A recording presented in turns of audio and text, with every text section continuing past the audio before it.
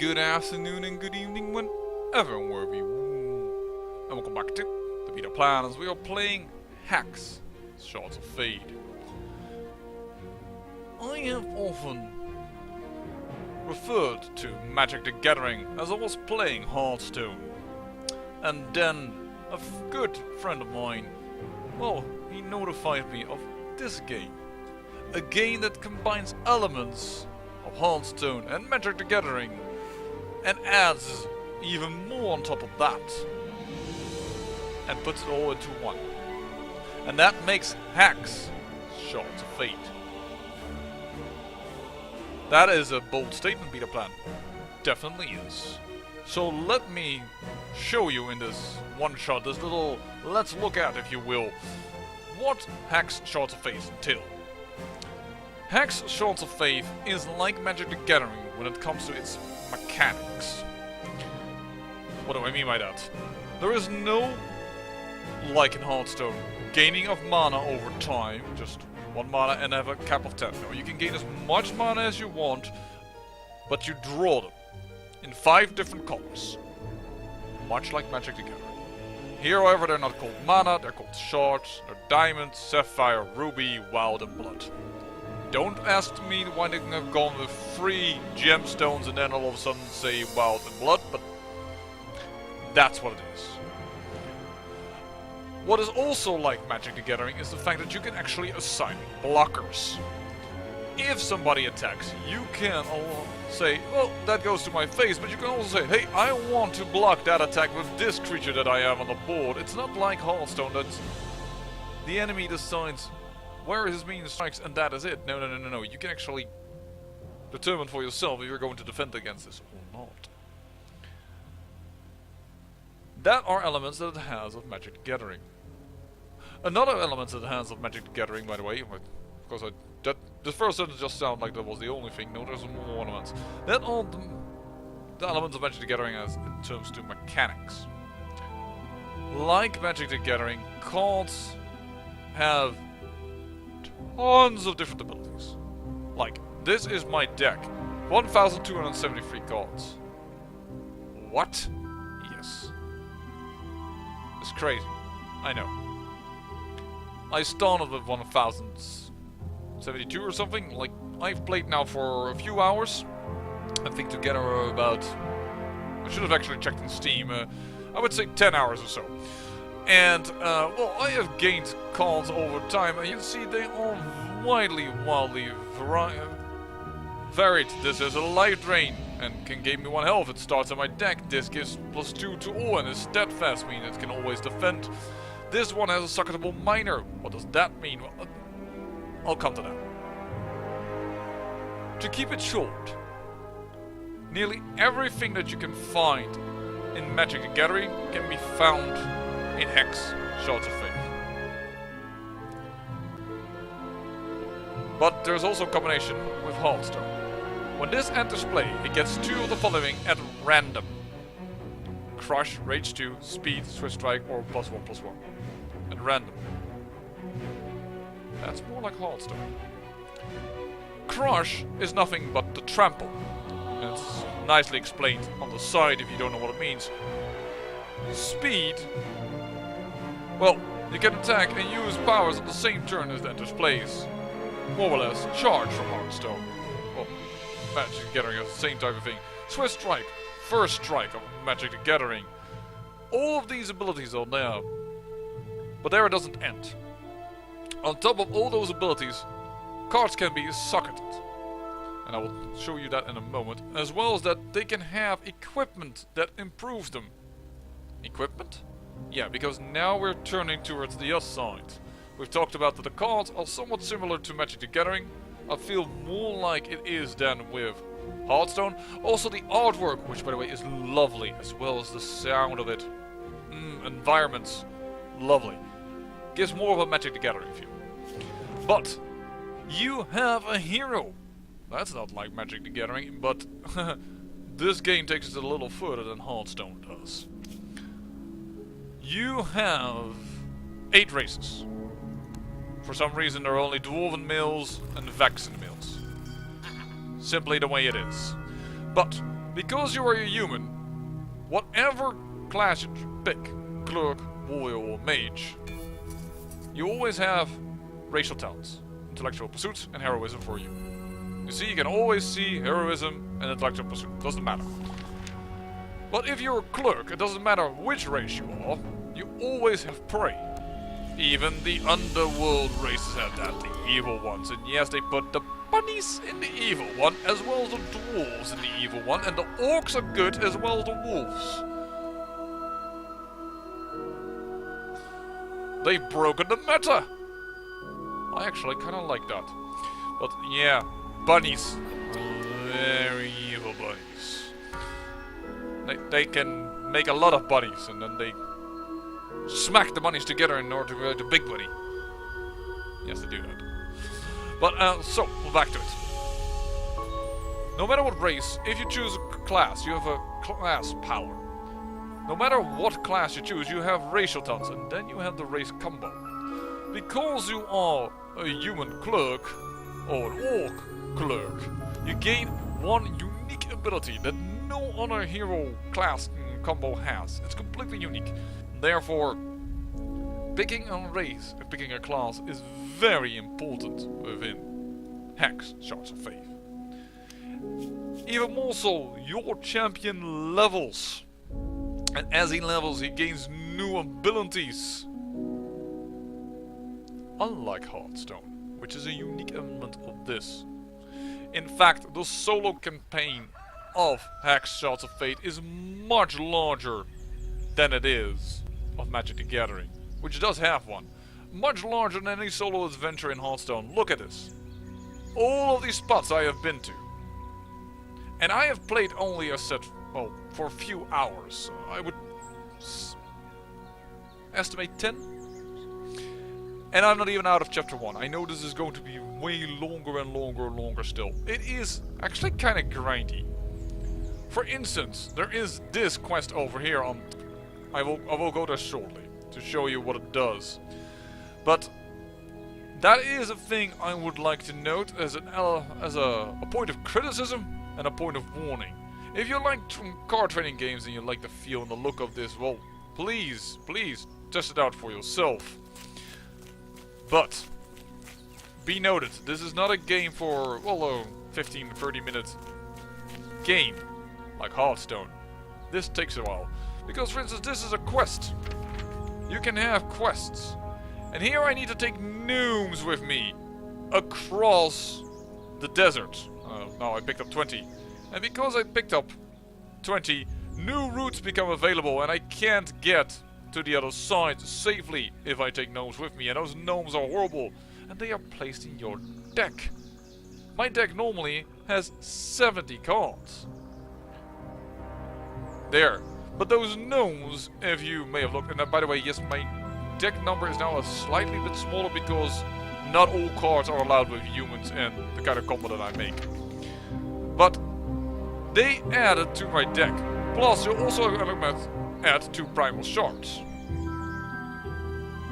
That means my deck is going to be filled with extra cards, and cards are really pointless. And I need to get all these 16 gnomes across for a quest to be solved. On the right side here. It's kind of grindy. But alright. Let's take a few gnomes with us and let's see if we can save them. Just to show you a bit of the combat and how that all goes. Let's take, I don't know,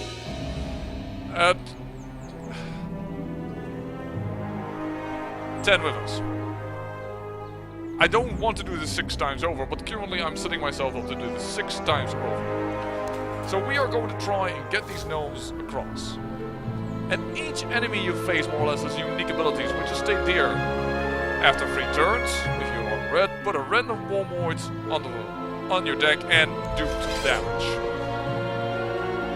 So not only your type of heroes have unique combinations, so does the enemy. And this is the loading screen. And I must say, it's somewhat slow for what I expect it to take. But for each background, and we're now in the desert, for each terrain, there's also a different background. And some terrains add special things. I want to play first.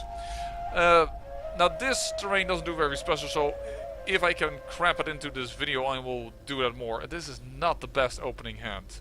But, once again, like Magic the Gathering, we have drawn 7 cards. Let's draw again. I am allowed 7 cards again. If I would go down now, there'll be 1 less card. I will keep the hand because I actually see some things in here that are good. Now let's see if we can beat the fire-breathing Wormwood. We'll place one of our diamond shards and we place our 0 mana cost with no requirement because, well, he's 0, 1/1 flyer, gain 2 spell power, and actually draw a card. This is an awesome card. Why is it so awesome? Well, it's part of my leveled up mage because I'm a level 5 mage and this is one of my spells that I have developed. And that is a really cool thing, that you can just do that.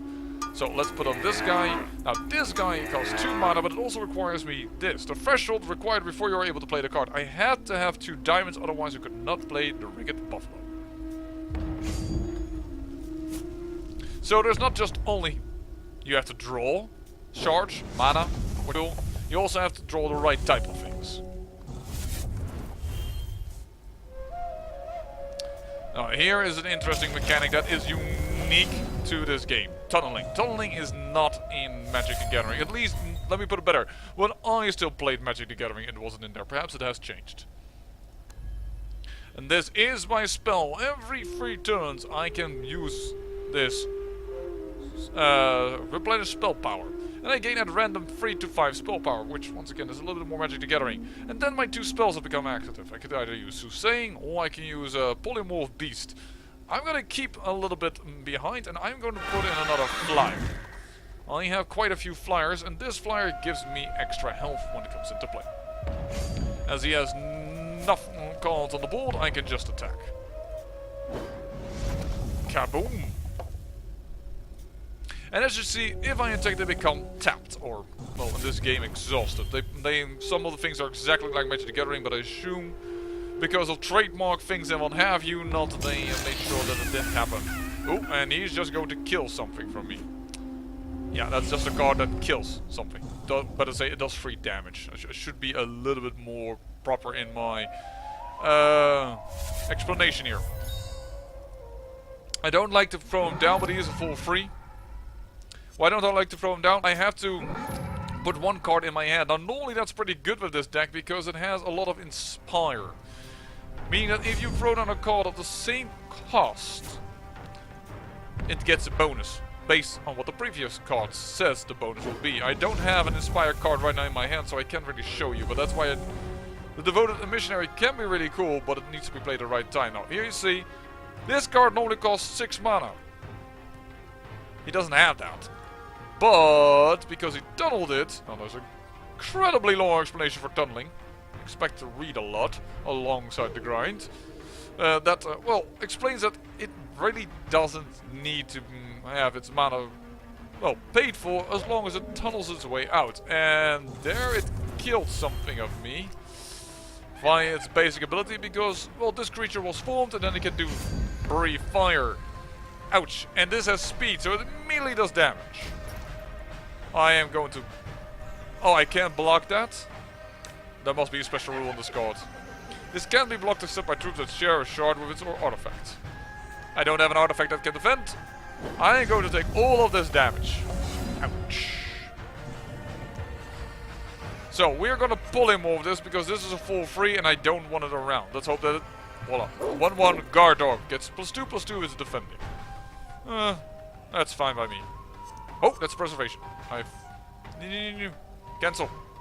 Thank you. Sorry. Primal Shard. I gain a diamond one. Alright, well. Put back our flyer in and put in our artifact that gives us health if we tap it.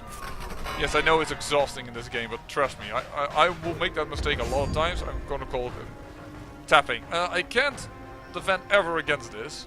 And this is only better if it defends, so I am just going to do attack right now. As it has no blocker, it is tapped out, which is more actually a term normally used for when you have used all your mana. Oh, and there comes another one, and because of Wormwood has been gold, he does 1 damage. a lot of the fights, this one isn't so much, but some of the fights are very heavily stacked in the favor of the AI.